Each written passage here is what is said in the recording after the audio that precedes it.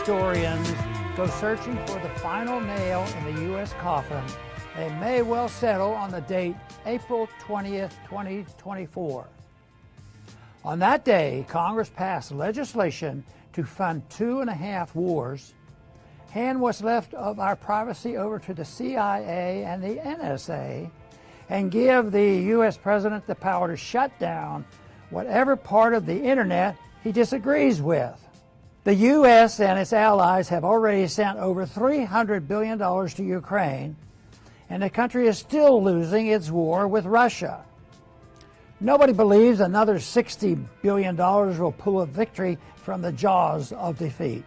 But this additional money is meant to keep up appearances until November at the expense of Americans who are forced to pay for it and Ukrainians who are forced to die for it. Speaker Johnson could not have passed these monstrosities without the full support of House Democrats, and as the majority of Republicans voted against more money for Ukraine. So in the worst example of bipartisanship, Johnson reached across the aisle, stiffed the Republican majority that elected him Speaker, and pushed through a massive gift to the warfare corporate welfare state. After the House voted to send another $60 billion to notoriously corrupt Ukraine, members waved Ukrainian flags on the House floor and chanted, "Ukraine, Ukraine." While I find it's distasteful and disgusting, in some ways it seemed fitting. Not to be outdone, the U.S. Senate on that same day passed the extension of Section 702 of the FISA Act, which not only allowed the government to continue spying on us without a warrant, but also contained new language massively expanding how they can spy on us. Many conservative voters are asking, what's the point of Republican control of the House is if the agenda is determined by Democrats? Senate Majority Leader Chuck Schumer is reported to have bragged to his colleagues about how easily Speaker Johnson gave Democrats everything they wanted and asked for nothing in return.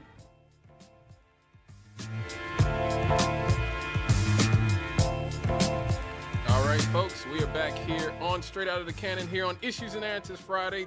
Another shout out once again to Manuel Booz, to Brother Kwabena for calling in, to remember my mentor, person who brought me here to WLTH and helped train me. And you know, it's funny to doing this story right now. I know for a fact that me and Jonathan, if we had come in on Thursday, this is what he would have been talking about. If we were still working on Mondays together, this is what we'd be talking about. The U.S. Senate voted to approve a reauthorization of the spying surveillance program. Now, this reauthorization secures what its supporters call a key element of U.S. foreign intelligence gathering.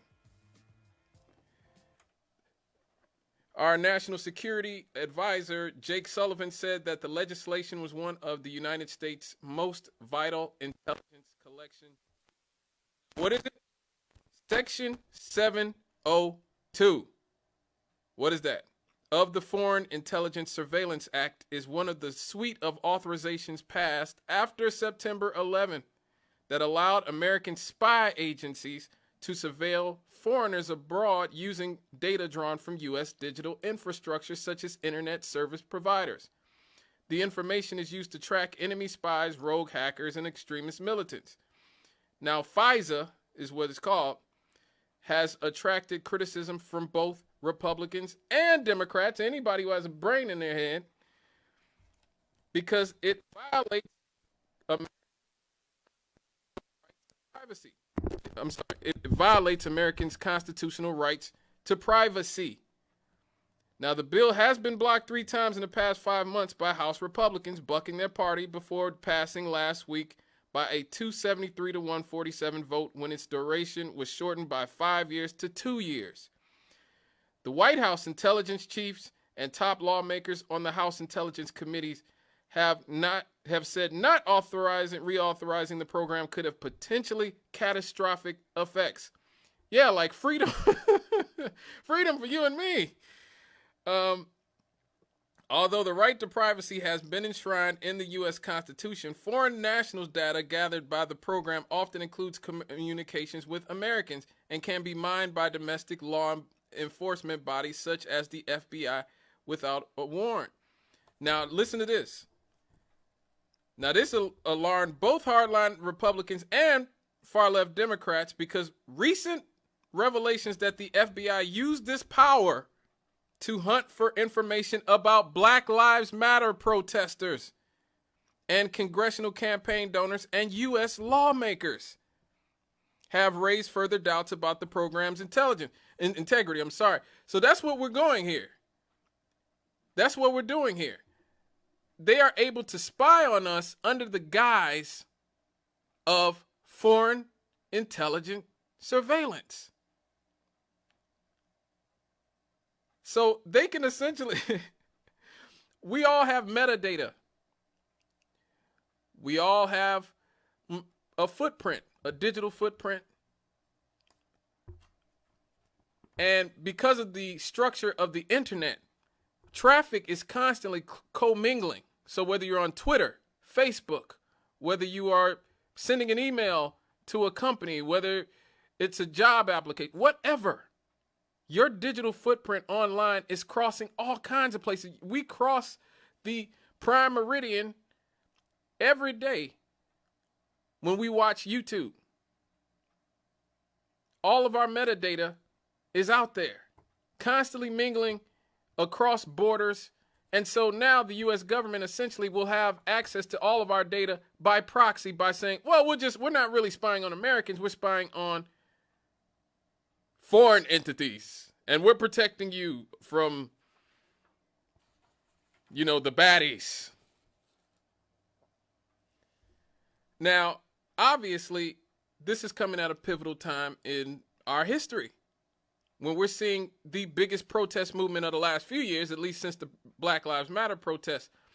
But another part of this bill was the TikTok ban. And I talked about that earlier a few months ago with you guys about why they were banning TikTok. Because of Israel. Younger generations are no longer able to be propagandized by the Zionist-controlled corporate media. And so, where are young people getting their information? Because we all know if you're under 50 or 60 years old, you know that the media is owned by a few mega conglomerates. We know AIPAC controls our government. We know Zionists control our media and our government. Let's just be real. And so people have taken to the digital space as a way to circumvent the propaganda given to us by our government and the media through entities like YouTube, TikTok, Facebook, Twitter.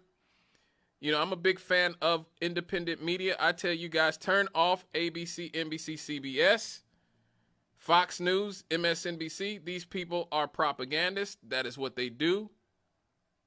They are solely there to MSNBC literally has CIA people, FBI people, NSA people on there to propagandize you. That's their whole. What do you think Malcolm Nance is there for? Malcolm Nance was there to essentially normalize the war in Ukraine a few years ago. I'm gonna go over there and fight in Ukraine.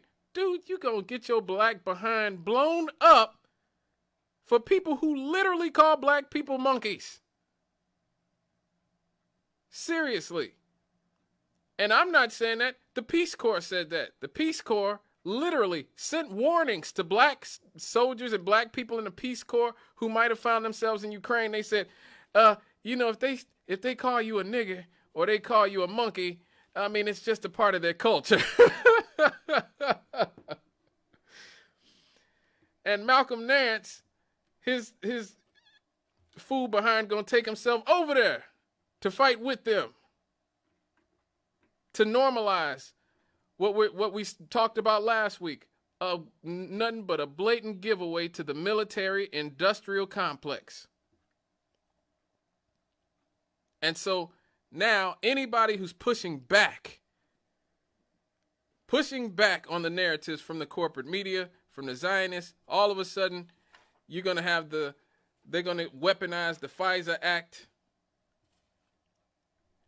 They've already platformed plenty of people who came out against the war in Ukraine. There were a lot of people at their YouTube channels taken down, TikTok channels taken down because they came out against Ukraine. There are now they can spy on us, what library books we take out, who we conversate with on the internet, and they will find some tangential, connection with, oh, well, he was talking to somebody on the internet who's been to Afghanistan recently, so we have to definitely spy on his metadata and his footprint on the internet. Now, a lot of the Israel hawks, the Zionists, including the Anti-Defamation League, yes, I'm calling them out by name because to me they are a hate group. They are the ones calling for FISA to be weaponized against these students who you see protesting all over America, who you see making TikTok videos about what's going on in Palestine. They're talking about we need to use FISA to combat foreign terrorists and other overseas adversaries. Do y'all not know that you're more likely to drown in your bathtub than to be killed by a terrorist in the United States of America, a foreign terrorist? And if you're black, you're a lot more likely to be killed by one of these race soldiers in a badge, with a badge and a gun, than you are to be killed by Al-Qaeda or ISIS. And I love how now the way the propaganda works is that they make it out to be being pro not being spied on, some sort of crazed, makes you some sort of crazed right-wing loon. Like, oh my God, the Republicans who come out against these spying bills are just so crazy. They're just so crazy, everybody. Hey man, these people just want the Constitution to be actually respected and regarded.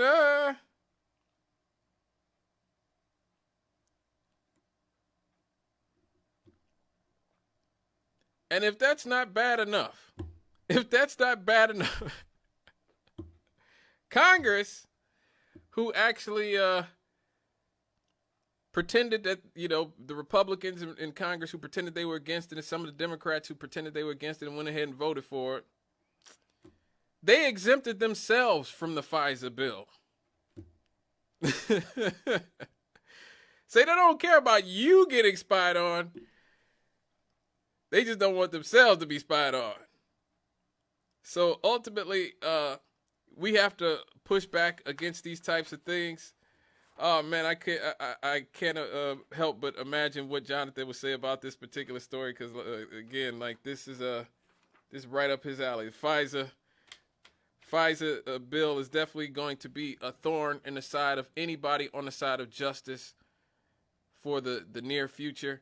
These are the type of stories that our media should be obsessed with, as opposed to whether Trump is farting in court. Like, seriously. Rachel Maddow, oh, it stinks in there. It stinks, he's farting. Like, he's like an 80-year-old man. Like, he's an old dude. He you know what I mean? The bowels don't always work so well with people in that age. How about covering how our civil liberties are being just shredded right in front of us? How about that? All right, folks, let's lighten the mood a little bit. This has been a heavy show, very heavy show. As always, coming up, happy happies. We'll be right back after these.